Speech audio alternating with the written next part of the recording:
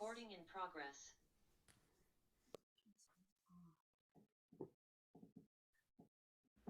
Hello, I turned off the echo. So Jeff, it's kind of early for us out here. This is kind of an early slot for us. So I kind of expect people to kind of come in as they remember. Sure. Yeah. So, but I'll introduce you to who we have here. You know Maria. Mm-hmm. I think she's from the mystery school. And this is Martha. She always manages to get on my Zoom calls. And actually, it's really cool that you're here because Martha has been the well, not the director, but the person behind the scenes of the Dances of Universal Peace for a long ever. Yeah.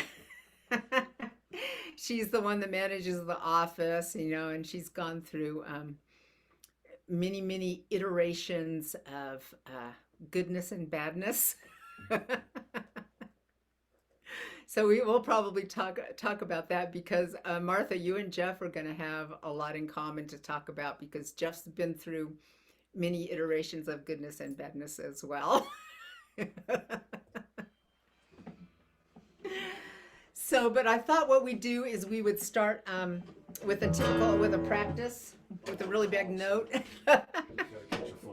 Oh, it's in here. Wayne's on call, and he just got a phone call, so no telling what's going to happen. What is Wayne? Wayne works for CenturyLink. So yeah, and all week long the telephones and internet have been going out all over town. Like, I see. Yeah, this is what we call backhoe season. Got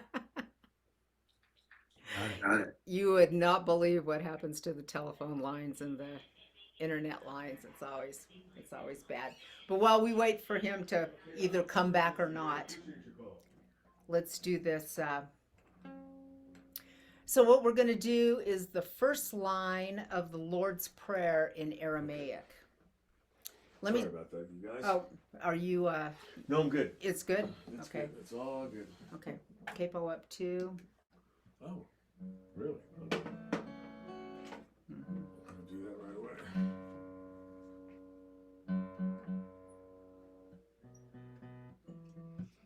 A suggestion. Yes. Oh. You got To- the echo. to Restart the record. Oh, okay. Is it echoing when I talk? No. Just when I do. Now it's off. Oh, right. Yeah. So I got to turn that original sound thing on and off. I'm always forgetting to do it. So thank you for always. We need a signal for when it's echoing, so that I know. Let's see. Oh, and I'm on the MacBook Air. So yeah. We also have this really fancy microphone that we use, so I get it all confused. So this is the first line of the Lord's Prayer. Let me just sing it for you one time in Aramaic. So, Our Father who art in heaven. Abundaba Shemaya, Abundaba Shemaya, Abundaba Shemaya, Abundaba Shemaya. So it's just that simple. The words are aboon, aboon, Aboon? aboon, ABWOON, aboon, aboon. Daba, daba. So aboon daba. Then Shemaya, which is the word for the heavens in Aramaic. And isn't it similar to that in Hebrew as well? Shemaya. So aboon daba Shemaya. And the reason I'm wanting to do this, Jeff, is so that you just kind of have a sense of what it is that we do with each other all the time. Abundaba Shemaya, Abundaba Shemaya, Abundaba Shemaiah, Abundaba, Shemaiah. And then we have a counterpoint that's going to come in, and you guys can or not because it'll all go together. And who do we have? Oh, it's Anna. So this is the names of all the various gods in the Middle East back in the day. So it's Allah, which is God in Aramaic, Allah, Allah, which is the way that you say it in the Islamic world, Allah, Allah, Elohim, Jewish, Hebrew, Alat, E-L-A-T, Alat, which was like an ancient Canaanite god. So Allah, Allah, Elohim, Alat.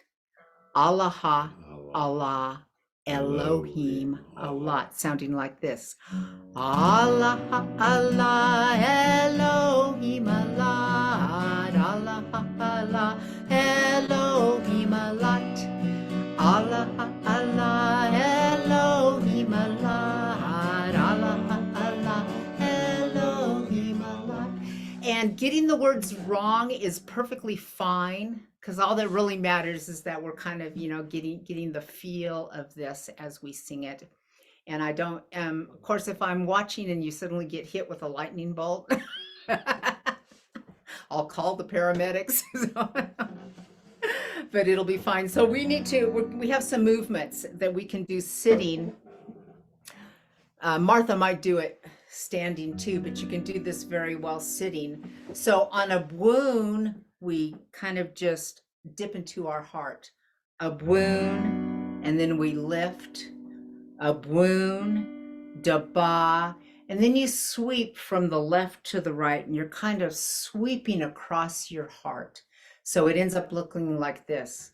Abundaba Shemaiah, Abundaba Shemaiah, Abundaba Shemaiah, Abundaba Shemaiah.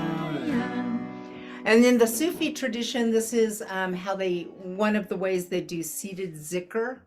And so you'll find as we go that you kind of tend to drift away into it, but our purpose is to stay awake while we do it, of course.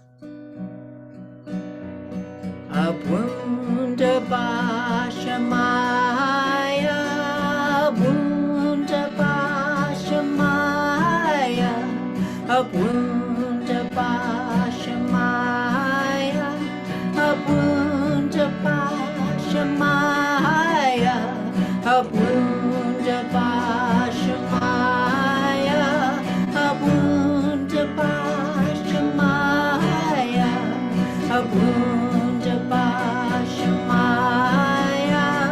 Abundaba Shemaiah, Abundaba Shemaiah, Abundaba. The sound's gonna get better.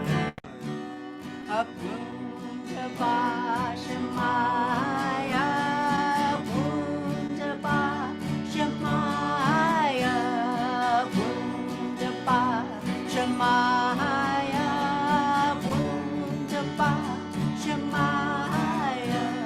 Abundaba Shemaiah, Abundaba Shemaiah, Abundaba Shemaiah, Abundaba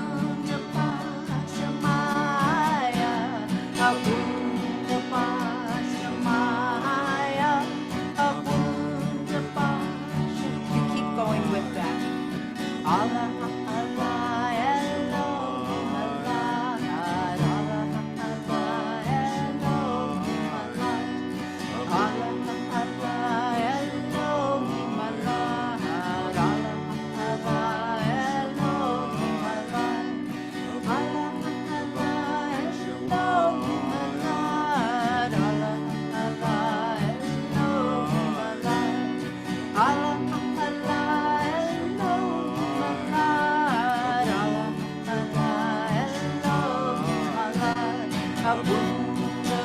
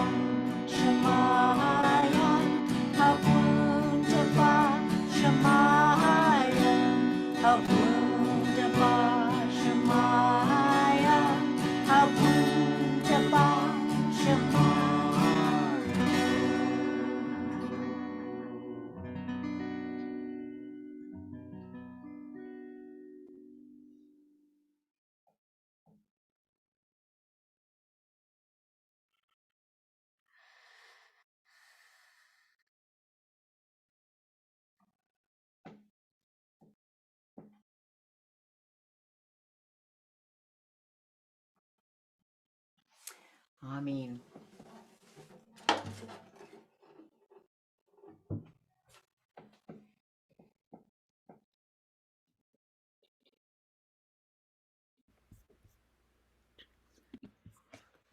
Okay, everyone can unmute.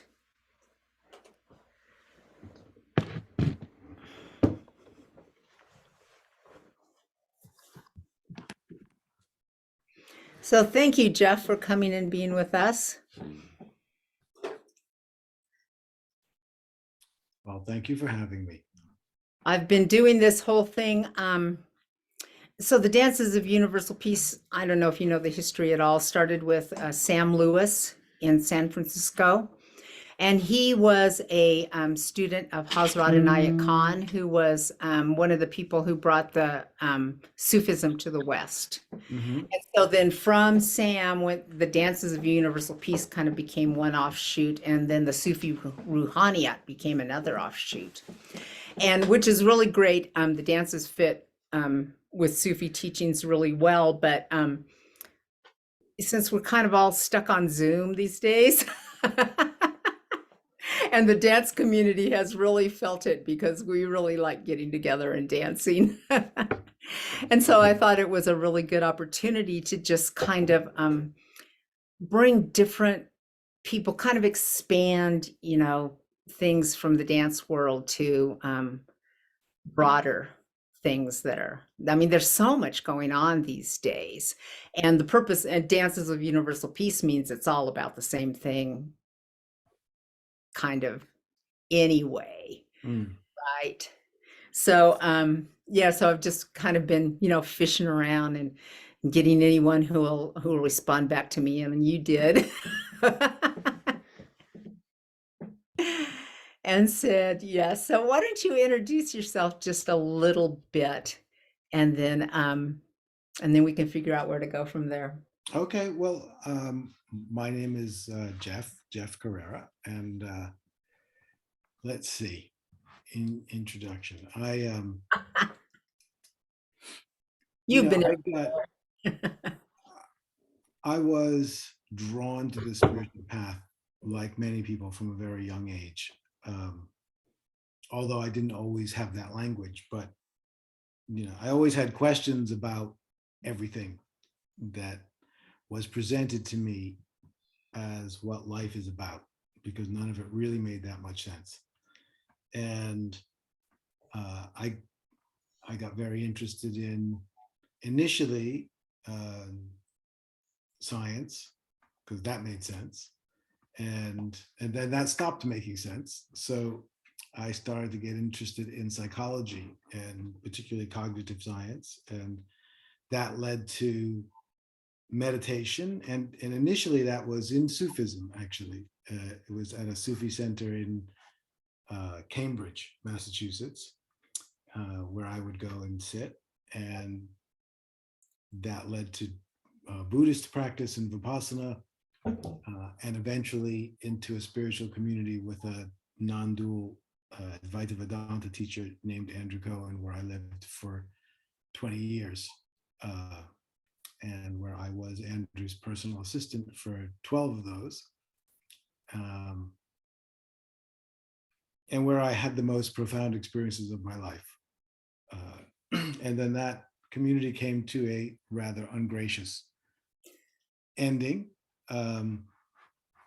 And I didn't really know what I was going to do at that point. I certainly wasn't going to teach. That I knew. But being, what's that? How did that work out? Yeah, exactly. I guess eventually what happened was I had been so prominent in our community that, well, for two things happened. One was I was definitely not interested in doing anything else. And I had been so prominent in our community that that the people's desire to continue to work, to continue to do the work, kind of drew me into teaching.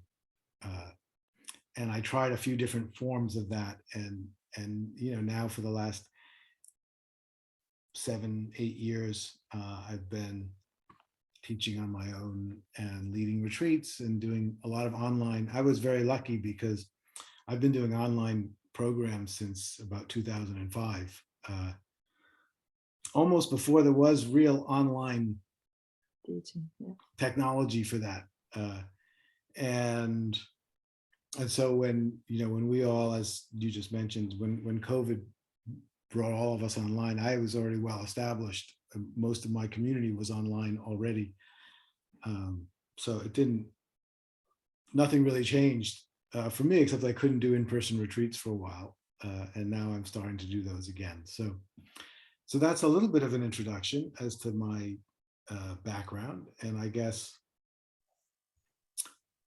I like to say that I teach meditation and mystical philosophy, and those are definitely my two loves. And I'm just interested in spiritual, particularly mystical and esoteric philosophies of all kinds. And I find so much wisdom in so many sources that I continue to be inspired to learn and expand. So yeah, that's a little about me in a nutshell. Well, how would you define, if you were going to define mystical philosophies, what would come to mind first? Well, to me, the mystical philosophies, what comes to mind first is mystery, is the idea of mystery. So I think of the mystical aspects of all religious traditions as those, there's the more ritualistic aspects of religions, which are the more visible forms. And those are very powerful and very necessary. And all traditions always have a mystical arm, and the mystical arm are made up of those people who are looking into that which is invisible, that which is inherently mysterious and can't be perceived in any ordinary means, and necessitates a kind of radical transformation even to encounter. But the mystical arms of the traditions tend to be focused on making direct contact with the divine, versus understanding about or even worshiping necessarily, but in actually contacting directly. So that's how I think of a mystical tradition. Right. I mean, I have these experiences, daily. So I'm a big walker. I like to ride my bicycle a lot. I walk to work. I ride my bicycle to work, and I work outside, and I'm always kind of in that zone where I'm in the world, but not of the world, if you might put it that way. And I exist in this, tremendously satisfying and calm every day. because I experienced that connection with, and you can call it, I mean, I guess you could call it God for lack of, any other word, but I don't really consider it God. I consider it the cosmos. I consider it the unity of the universe. Mhm. It's being in touch with that, and the exploration of that connectivity is fascinating. And I wonder why. I wonder if everybody doesn't experience that daily, even if it's just for an instant. I think probably everybody does. The secondary question I would ask is how many people know it or remember it? Because I think we're all constantly in contact with the divine, uh, but we have been culturally conditioned to filter that out of our experience, so we're not really aware that we are. And when we do become aware, we have an experience. And for most of us, obviously for seasoned practitioners who are more acclimated to that, Yeah. it becomes more of an ordinary everyday experience. But for the average person who whose filter gets breached by a momentary contact with the dimensions beyond, usually that's a life-changing event, or potentially a life-changing event. It's not that it hadn't happened before. It's just that suddenly you're aware that it's happening. And Right, and you're saying that most people have that experience momentarily, but they then it's back to their reality instantaneously without realizing they had this experience and that it means more than what it means. Or often, maybe and you know what I do? It's Wayne, right? Wayne, Yeah. yeah. One of the things I love to do on retreats, and I didn't. sometimes this has a dramatic effect, and this one time it definitely did, is I have people pair up, Oh, and I have them describe the most profound spiritual awakening experience they can remember. Uh, and I instruct them, don't just talk about it, but do your best to reawaken that experience in you and talk from it to the other person. Uh, Hmm. and what often happens, and this one time was very dramatic. This was a person who, he was probably in his 70s. He'd been coming on my retreats for a few years, came twice a year on 7-day silent meditation retreats, generally with his wife. Always said he had no real interest in spiritual things. He only came because his wife made him. And I never believed it, because and he'd been doing various kinds of retreats for 20 years. So it's not like he had just started with me. And he did this exercise, and afterwards he was lit up like a light bulb and basically said, oh my God, I remember when I was 20 years old, I had this mind-blowing experience, and I was in an altered state of consciousness for months. And somehow I managed to forget it until now. And this is like 50 years later. And suddenly he understood why he was going on retreats for decades. It wasn't just because his wife dragged him. It was because this memory, which had been relegated to the unconscious, was somehow in there inspiring him the whole time. And I think that's very common.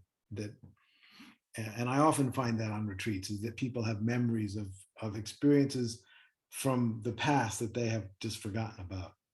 Right, and then I think it's remembering that, trying to remember those experiences that you've had in the past.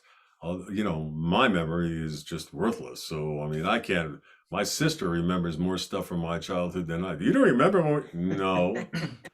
No, I don't remember that either. So I couldn't. I don't know that I could remember or reiterate, the experience, the profound experiences.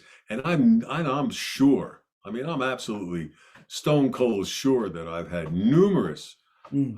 experiences of that awareness and connectivity, but I don't know that I could ever, regurgitate it again because I just don't remember that.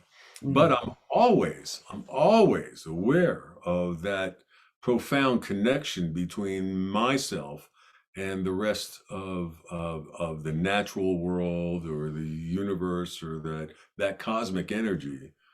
And and just knowing that I have that connectivity is so profoundly calming and grounding at the same time. Mm. I just, I just don't understand why everybody doesn't just grok that and kind of bring it into their lives, And I work with a fellow who, is very much on the verge of that in his own Mormon way. And so we have an office. It was, I'm Jewish by birth, and Jim is a Mormon By birth. and the other fellow who has since retired here, but we worked together for 10 years, was a Catholic. Mm. And it was like the beginning of a good joke. It was like, a Catholic, a Mormon, and a Jew were in this bar together, in this office together. But as much as I've always tried to express that connectivity that you described so elegantly, I could never get them to understand, or maybe they do and never let me know. I'm just not sure, but Mm. they're always aware that I'm just always, no matter what the situation is. Of course, everybody flies off the handle every now and then, but for most of the time, and there have been some instances where communications go down and hundreds of people are out of service, and your tendency is to run around rabbit like, what's going on? What do we do first? Who do we take care of? And what's the procedure? And, it's just the calm. Mm. Do this is how it works, and this is the way we'll do it. So, and that's some of the stuff that when you were with Andrew, I mean, Connie and I have been to several Andrew Cohen retreats back in the day, and it was always a wonderful experience, and that calm is always nice to have. It's Definitely. interesting because we'll talk about our traumas endlessly, won't we? Yeah.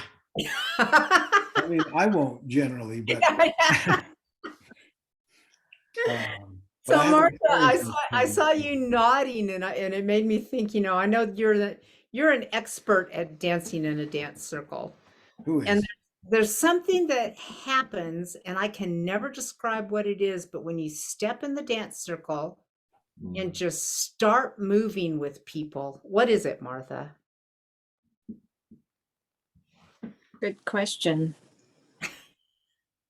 It's also the music and the songs that have been created from sacred places. I think it's a combination that is really yummy, and also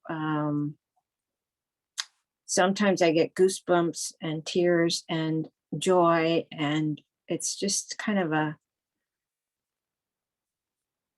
almost a womb, or I feel enfolded in this huge love and beauty, and then there's also the feeling of there's this bigger purpose, that we're all there because we love all this, and know that it's really deep work and sacred, and it was created with words and music and movements. And all the bodies together. There's Mhm. something about having all the bodies together. Yeah, and intention, besides fun. Well, there is something to be said about the way that the dances are set up. For those not familiar with it, you have a group of musicians in the middle of a circle. The average circle's 20 to 40 people, and we're all holding hands and moving, doing the same movements together in unity, and moving in a circle.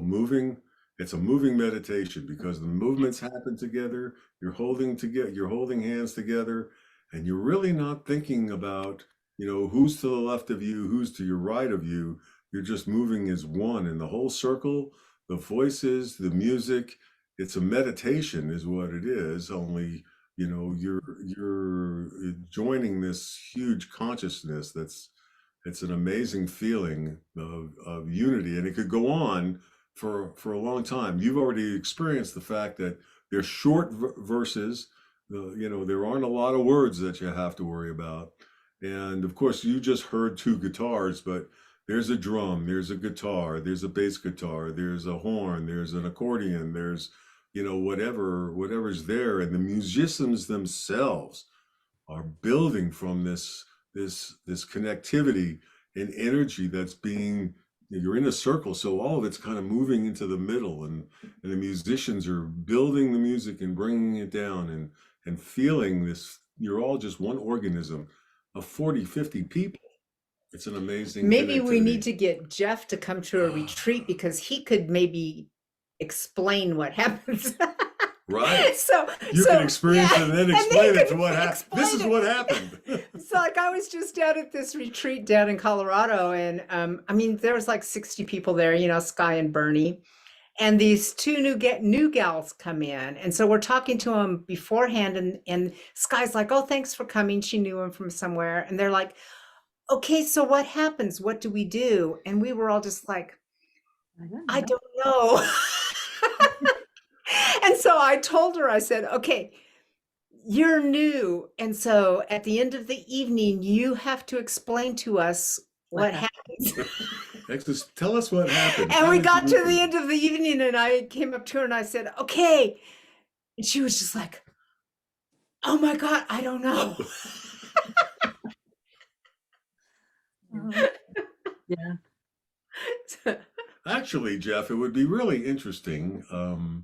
A lot of times, and Connie and I have been doing this for 25 years, and we've been to, you know, countless dances and group sessions and what have you. And a lot of times, we'll bring somebody in to talk about Hmm. things. And what you have to say, I think, fits hand in glove with some of the stuff that we do. And just to consider it, would you, if we were to fly you out here to the West Coast, and, you know, uh, And we got to bring Maria too. and Mario too. Well, Maria's kind of joined us. This is not unusual for Second Mario. time, yeah, I've been here before, yeah. Appreciate that. You know, the two of you to come out here and experience this thing together at one of our camps, and you know, and you can present a talk either during the dance, after the dance, in the middle of the dance, or in a session after. We usually have a morning session, a free afternoon, and an evening. And I would love for you to experience it, number one, but ultimately, I'm really excited about our dance community hearing what you have to say about that connectivity, and you know, the experiences that you're having, because I think that's what everybody's really looking for, Hmm. but they don't know what to call it or how to do it, or what it means, you know. I bet it's similar to the experiences you had with, you know, cosmic consciousness or, you know, evolving consciousness. Sure. And you know, I have in Philadelphia, Mhm. there's a group called Group Motion. Mhm. And it's a kind of spiritual dance group. It started in the late 60s, I think, and they've basically been meeting every week since then. Oh. It was a husband and wife who started it. It doesn't come out of any particular spiritual tradition. It comes more out of the dance world, but it's probably very similar. You know, we all start laying on the floor, and there's live musicians, usually 5 or 6, and then one of the leaders gives certain instructions, like, you know, now dance seated, now stand up, and then, you know, you never know what's going to happen, but it could be like shadow a neighbor, be an animal. And what happens is something takes over that is some kind of collective mind. And so this very powerful self-organizing principle starts to reveal itself, and everybody ends up in one corner doing the same thing and then flowing out somewhere else. It can be very profound. And like you said, with live music, Oh yeah. it's, because the musicians are, of course, playing off the dance, and the Sure. dance is playing off the musician. So it's not like there's a recording. There's something live going on in terms of communication. So yeah, and I'm sure it's, there's many similarities between that and the kind of collective awakening that we were, very involved with at, in Andrew's community. Right. And, how can we give up our personal agenda in order to find a collective mind or a collective spirit to drive us? Sure. Yeah, I think it's a wonderful thing to experience those kinds of connectivities or connections with other people, with the music, Mhm. and letting yourself go. The inhibitions that people have every day is binding, for sure. Mhm. Well, since you like science, they've actually done things with musicians and hooked them all up with nodes and everything. And then after they play a while, it's like all their heartbeats are going together and their brain waves Oh, are going interesting. together. And yeah. Yeah. Hey, Anna, are you going to peek in and say hi to us? She may be there in symbol She's only. She's either a sunrise or a sunset. Yeah. Hmm. Just in case she wanted to talk. Right. Mhm. Very good. Yeah. I've listened to some of your talks with the mystery school, and I love the way you're able to express yourself so clearly. That's quite the gift you've got. Oh, thank you. It is a bit of a gift, I think. I mean, it's not something I particularly developed, but, Right. or maybe I have also, but Have you thought about going into politics? it's the last place I want to be. I can't think of anything I'd like to do less. I'm sure you know I'm being Of course, sarcastic. I know you're joking. I would hope so. Though, speaking of which, at this exact moment in time, Wayne and I Yeah. are running for office in Are you Idaho. really? Yes, but we live in this. We're running for seat A and seat B of the Idaho legislature, so we're on the ballot. People are out there voting for us right this minute, but we're like absolutely 100% guaranteed to lose. We haven't quite figured out what we actually won. It was the only reason we agreed to run is because we knew that losing was absolutely guaranteed. Well, you'll be in for a big laugh if you win. Oh, So will everyone else. a little bit more than that. Now, it's kind of fun to do that thing. Okay, we have Anna. Hello. Hello. I'm still at work, so sorry. I'll turn my camera back on. That's why. Here I am, still computers on. I know. It's so Yeah, early. It was early for us here. So yeah, I'm almost done. 12 more minutes. Yeah. Good to hear your story, Jeff. Oh, thank you, Anna. Nice to meet you. Do Nice you have to any meet questions you. or comments to throw into this mix? Not really. I've been listening attentively. Yeah, it's always so interesting to hear where people come from and how they end up here and what they go through. So I love the stories. I love the storytelling aspect of our practice. So it's always nice to hear the kind of like the human behind the, the therapist or the big honcho. So always appreciate that. Right. All righty. Well, it's kind of interesting too, because here we live in a community that's about, I say there's 8,000 people in the county. It's the fourth largest county in the state. and there's 3,000 people in the city, Mhm. and there's a small community, and I wouldn't say it's that small, but it's in less than 100 of people of common mind that Connie and I share with. Mm. And the most of the time, that I'm dealing with, people I'm dealing with are kind of the cowboy redneck kind of rancher type felt that drive. Everybody's got a pickup, everybody's got a horse trailer, and I'm out and about every day, and here comes a bunch of folks on a tractor hanging on, and away they go down the road, and Mhm.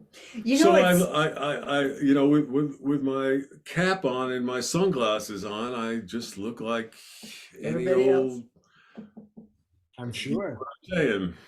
It's interesting going back kind of to what Jeff was talking about earlier about how everybody's always having these spiritual experiences, but kind of doesn't have any context to them or doesn't. So it'd be really interesting, to kind of use that even as a practice to like just walk around amongst people and just like realize that about everybody that you pass, Mm.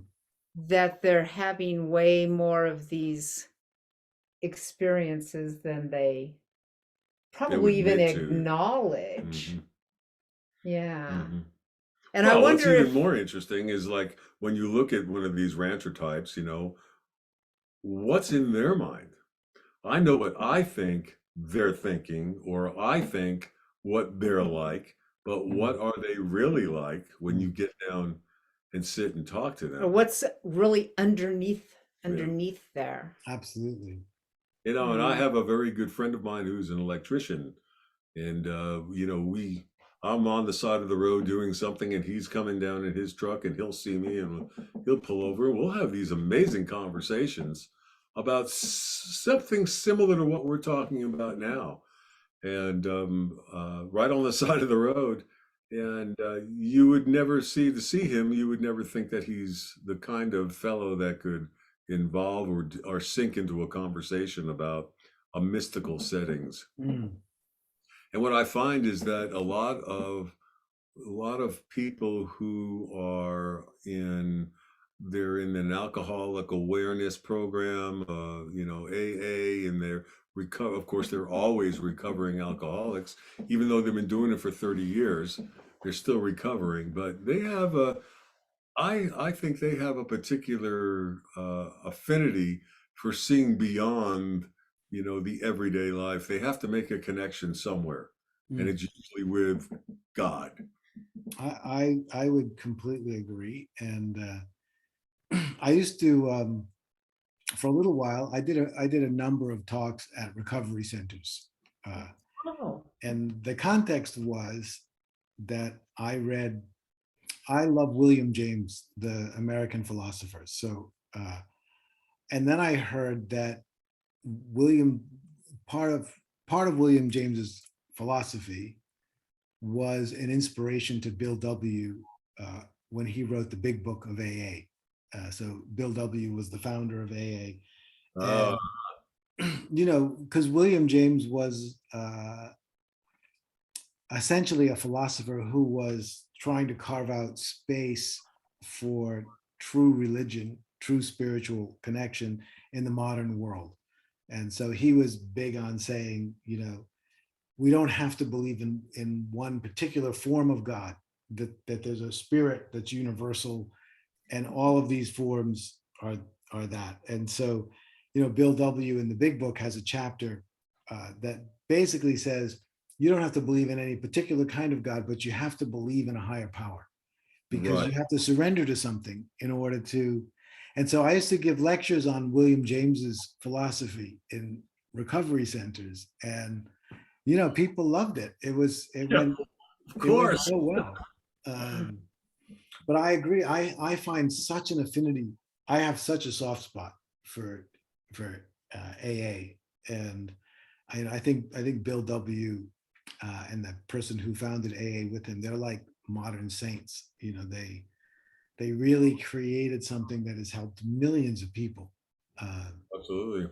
Yeah. Their and yeah, families and their communities, and yeah. So and a plug for Jeff, you guys. He is just like this crazy prolific author. And if you go on Amazon and look him up, he writes all these short books, and you have one on William James, don't you? yes, I do Yes. actually. Uh-huh. And so he has there's like he's got this series of like about 6 of them that's like on different philosophers, and they're really easy to read, and he has the ability to kind of really put that particular person in a nutshell. Are there any pictures in those books? No, there's no pictures, unfortunately, except on the cover. Ever. Oh, okay. But you can get it on Kindle. That's right. Yeah. In fact, you can only get it on Kindle, Right. Gotcha. the little ones. Mm. But yeah, William James is an amazing character, and I did one on Ramana Maharshi, who's who was in the lineage, who was who was in Andrew's lineage. Andrew's Mhm. teacher was Punja, and Punja's teacher was Ramana. Mhm.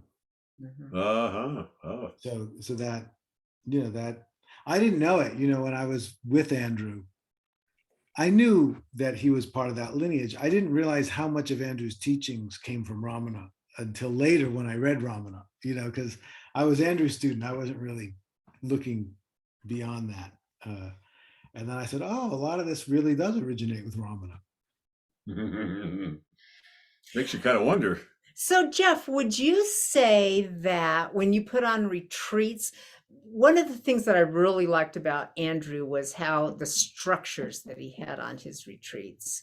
And would you say you follow a lot of that same Methodology. structure on the retreats?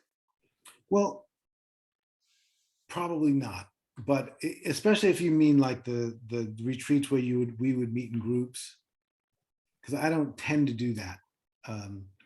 So most of the retreats that I do, they're structured, but they're generally silent meditation retreats.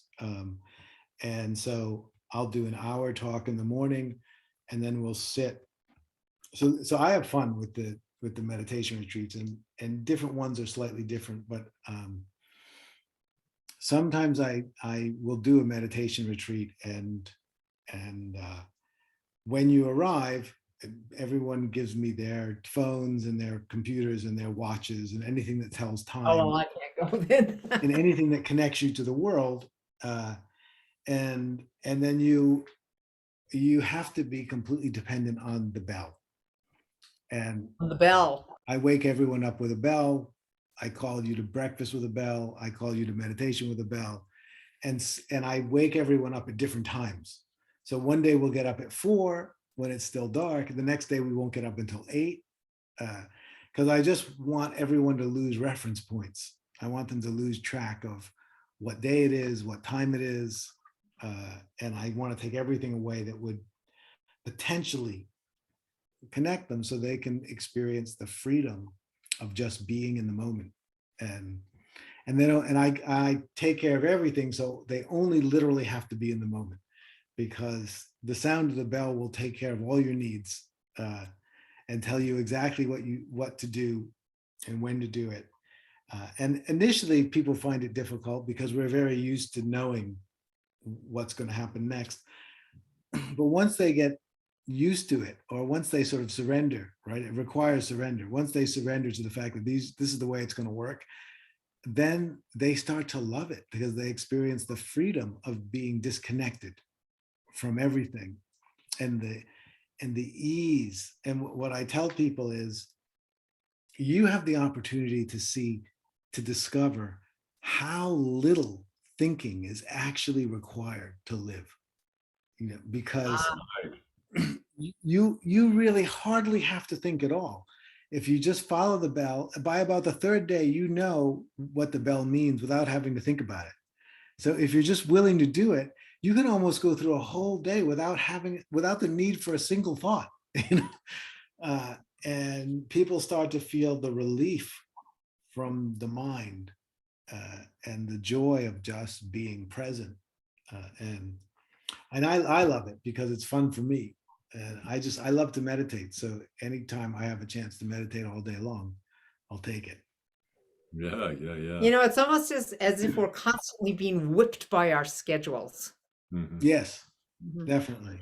So I lived out in the woods for like years and years, decades, and no electricity, no running water, no bills. And then I remember when I made the decision to have to move to town, and I just knew how hard it was going to be. And man, it's how short a month is between, and then you have to pay the next bill. True.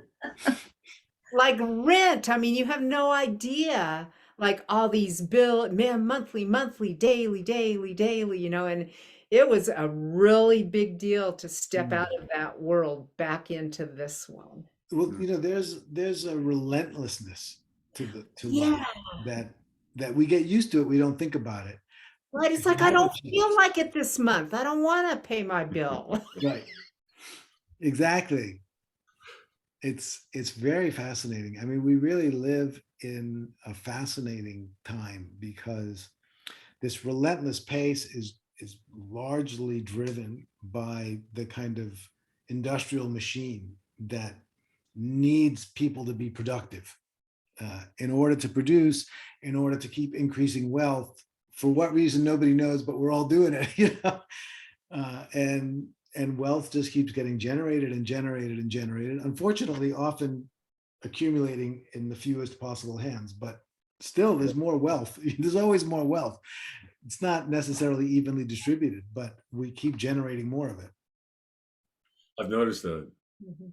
Some But people have more than I do. even That's for sure. what a lot of people don't realize is because I used to have like absolutely like nothing. You know, I mean, I didn't even own the house I was living in. I was just living in this house out in the woods. And now, and you know, I've been following that relentless bell now for decades. For both ends, And yeah. if you looked at my income, you would see me as probably one of the poorest people that you know. But I can't believe how rich I am, how much stuff I have. And so I can't even believe any of these so-called really rich people. Like, what in the world do they have? Unfortunately, anyway, we're going to get into a whole other topic, but unfortunately, part of the problem is when people have so much money, they can't have that much, you can only have so much stuff. Right. Right. So this is what it kind of blocks up the economy, because if you took that, $20 billion and spread it out among 10,000 people, there'd be a lot more purchasing going on.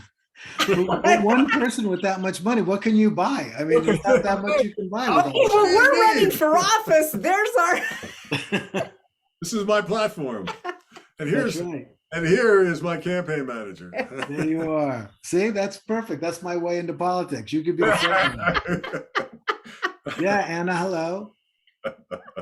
Jeff, I had a quick question now that you brought up some of the ways you run your meditation process.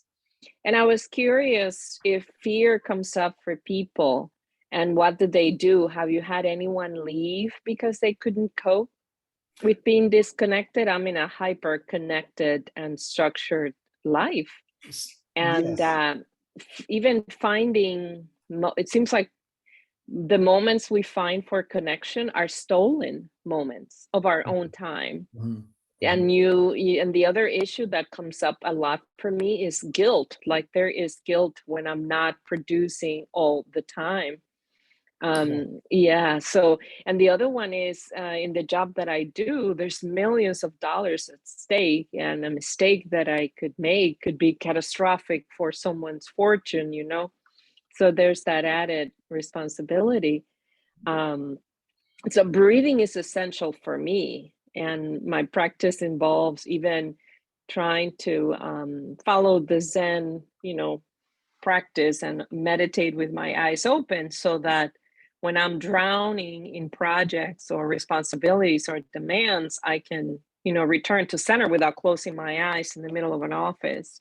Mm. And I was curious of how some of the people that are hyper connected, and I'm not even on social media, and some of the people around me are doing what you describe, and at the same time trying to keep up with social media and trying to, like, here I have the phone you have, and then I have this other work phone, the one I'm looking at you, and then I have one screen behind this phone, another one here and another one there, and then another one in the office. So this hyper connectivity, and I'm not that, I'm a bureaucrat, I Mm. work in planning. So there's more people who are even more connected than I am. And finding those moments, I mean, I have to overcome guilt to even come. And look how I'm multitasking here today to listen to you through here while I was still like typing away. I If you hadn't called out understand. my name, I probably wouldn't have shown up my face because I'm trying to be productive, Well, it's interesting, and you asked about, do people experience fear? And I'm actually, Connie and Wayne know my history a little bit with my own teachers. So I do everything I can not to induce fear in people. Uh, I don't see it as a particularly helpful emotion on the spiritual path. Uh, and and so when I do a retreat like I just described to you, that I would consider that to be a fairly high level retreat. Everybody knows that's the thing. That's what we're going to do before they get there. I not only do I tell them, but I have a little form that they read. Your phone's going to be taken away. This, and they have to check. I also do an interview with them beforehand so that I talk to them and make sure they understand that this is the way it is. So no, nobody's ever left because they just decide not to come before they get there, which is getting. Actually, there was one person who never arrived. They arrived in the country but never arrived at the retreat, and I never found out why. So who knows? Maybe they freaked out. But just a quick story. There was one person who came on my retreat, and he owns a hedge fund. So he's a financial planner, um, and he said to me beforehand, and he's someone I know for a while, and he said, "Look, I can't be completely off my phone for 7 days. I mean, I have clients. I need to be available for them, and like you just said, there's a lot of money at stake here." So I said, "Okay, look, you can check your phone once a day." And when the retreat ended, he said to me, "That was the most powerful thing I've ever experienced." And I said, "Really?" He said, "Yeah, because I stopped checking my phone after the third day." And it was a 7-day retreat. He said, "So for 4 days, I was untethered from my phone. I never experienced so much freedom before." I mean, the meditation, I don't even know if he meditated. Like for him, the whole retreat was about the fact that he didn't check his phone for 4 days. He didn't even have to come to meditation. He was just in bliss. Untethered. Yeah. And of course, nothing bad happened. Nothing. I mean, who knows? Something catastrophic could have happened, but it didn't. And yeah, I really, that made me laugh because I think, for instance, someone like you, if you could relax for a number of days and just really step out of the world that you're in and the connectivity, I think it would be amazing. It would be amazing for your nervous system. It would be just amazing for your perspective, because it's not good to be totally connected all the time. It's not healthy, and it's certainly not. Yeah, it's. I get it. I'm actually quite connected.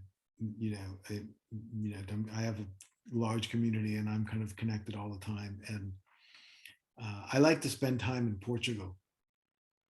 And part of the reason I like to be in I mean, I'm Portuguese and I'm a Portuguese citizen, so that's a big part of the reason I like to spend time there. But the other part is, from the time I wake up until about 2 o'clock, pretty much everybody I know is asleep, which means I have mornings where I don't need to carry my phone. No one's ever going to call me. And I just feel, oh, it's so free. So if you ever get the chance to take a few days and just really unplug, definitely do it. It doesn't have to be on a retreat. You could do it on a cruise if you want, but just lose the connectivity and let yourself just experience the freedom of being disconnected. Yeah, that is an amazing experience when you can just lay off the electronics. Of course, in the world that you're living in, and of course the world that I'm living in, you're always connected, especially with when you have such a position of organization and people are depending on you all the time. Exactly. And then when their project's approved yesterday, and Right, if not, I get so many stories of they guilt you into doing your job. It's like, come stay, right. Can't this equipment, if we don't order it now, we'll have to wait 4 years, and all this drama. I'm staying in You don't get days, hotel, and you get days off? I do, but I have to leave, like, if I'm going to take a few days off, I have to leave the work up until like the following week, so that when I'm come back, it's not. So I have to work so much ahead of time in order to take time off, so that when I'm back, it's a challenge. And the nervous system is really hard. I find that even in my sleep, I'm dreaming about the things that I have to do, because there's so many demands, and yeah. Okay, well, we And need I to. love the dances, because the dances allow us to connect and move and sing and dance and pray. And yeah, it's a beautiful experience. And the breath work that goes into some of our practices, the walks are very helpful to me in the day to day, because even I eat at my desk and I have to steal 15 minutes to go outside, to go around the block, and then come back to another meeting or something. So it's a very demanding life. And there are people that are worse than me. Our directors are like, whoa, I don't want your job. It's like, I have enough at my technical level. So yeah, it's interesting. But connectivity, and I see it with the younger kids too, they're like staring at it. At least I put it down. So it's it's really hard to connect and come within in our current, and I'm in the Bay Area, so I can speak for that I see the ones, those millennials, they are really inside their phones. At least I look at it. They are in it. So Right. Well, some of that is like a challenge to see, because yeah, that's true. us are old enough to remember and Myra might remember, when the times came around and the internet first came off and people were start to getting connected beginning in the early 90s and through the 90s, and where it was, wow, you have the internet, that must be cool. And we all bought $2,200 worth of desktop and monitors and mouse and keyboards, and getting on the internet was not the main thing of the day. It was like, oh, go to work, you do your thing, come home, and you get on the internet, and maybe you check your email and what have you. And nowadays, it's like you cannot live without the internet. Yeah, And that goes down and people are literally lost. exactly. That's so true. Telling And one of my friends is in Israel, and she was telling me that Wi-Fi is available, for like $3 a month. And we right, pay hundreds of dollars here, and it's like, in the entire state, and it's like $3 a month, and you get Wi-Fi, and everybody's connected. right. Well, it's a broadcast Wi-Fi, So it's like telephone exactly a broadcast type. towers or whatever. Right. Where in the United States, because we're a capitalist country, we put that kind of responsibility in the hands of a few who they're profit driven. So Because they can. Yeah. because they can, Right. exactly, because they can. Okay, so the rule is we have to always make Maria talk. Yay. And then we'll give Martha, and then we'll end with a song. Where is Maria? What? Where is Maria? She's in Pennsylvania, but Oh, she's I'm that. In our screen, she's Connecticut. here. Yeah, I'm in Connecticut. Oh, Connecticut. I'm sorry. Connecticut. Yeah. In Connecticut, is that still part of the United States? Barely. I lived, I lived in Waterbury and Naugatuck and Hartford back in the day. Yeah, Before, I'm in Bolton, which is about 14 miles from Hartford. where are you? About 14 miles east of Hartford. Oh, okay. Bolton, a very small community. Yeah, really small. I like that part of the I country. like It's more farmland than anything else. Kind of nice. not much of that, But Maria, maybe you can tell Anna just a little bit about being in Jeff's communities. best thing that happened to me in the past 2 years, almost 3 now. I think I was looking for something. I've always been, involved with spiritual things and teaching. I always said that I was very fortunate because I was teaching religions of the world at the community college, where I was, or ethics or philosophy class. And I was really required to talk about God in so many ways, and they even paid me for it. So it was really a neat thing. Yeah, but I have a science background, so that's another other part of my passion is science. I was in biochemistry for most of my life, and now I ended up, even at this day, I still teach philosophy class. And the community that I was looking for is that I happened upon during the pandemic, which I said that the best thing that happened to me was the pandemic, because it cut out a lot of the craziness that was going on in my life. And I was, as I say, freed up to do, just be. And that's when I started searching, just something. And Greg Hamilton and you did a retreat together, and I was like, weekend, maybe a couple of days, and I said, okay, this is where I need to be. And it's been just a great blessing for me. Thankful for the internet. Yeah, I'll send out some links. Yes, and I sometimes say thanks for the pandemics, because I was just before that I got rid of my house and 99.9% of everything that I had, just because that was the right thing to do at the time. And then the pandemic came, and it just stripped me of all the other things that I was, bogged down with in so many ways. And yeah, there was a lot of. I'm still now. I'm looking at my little room, and I live with my daughter, and I look around, and I said, "Gee, I still have too much stuff. Too much stuff."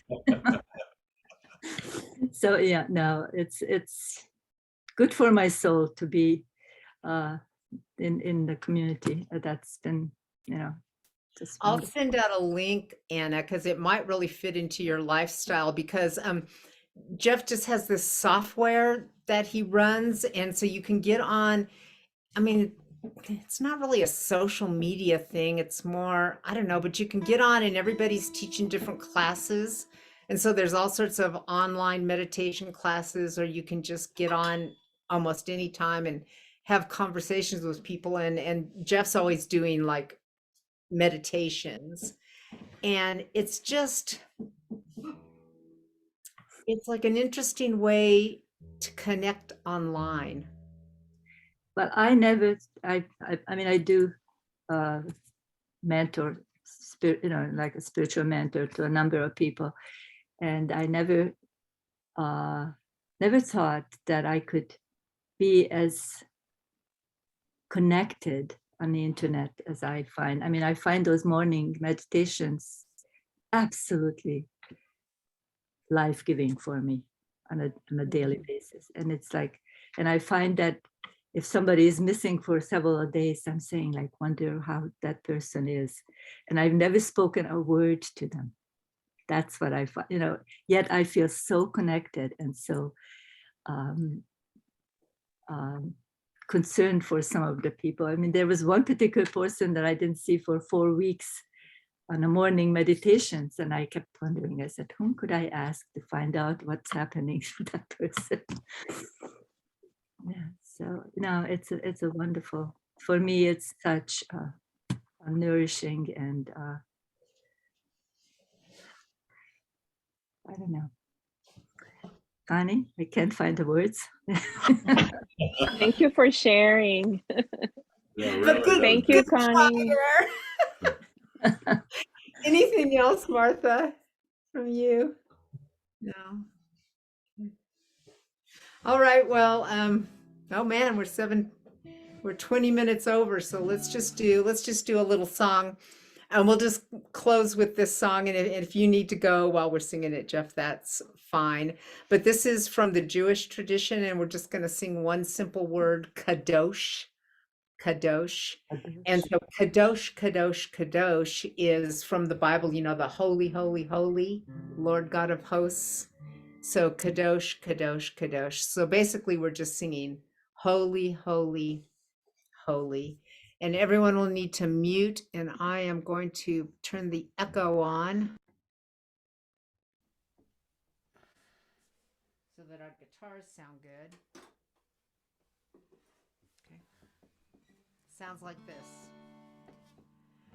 Kadosh, Kadosh, Kadosh, Shamayim, Kadosh, Kadosh, Kadosh, Shamayim, Kadosh, Kadosh, Kadosh, Shamayim. Kadosh, Kadosh, Kadosh,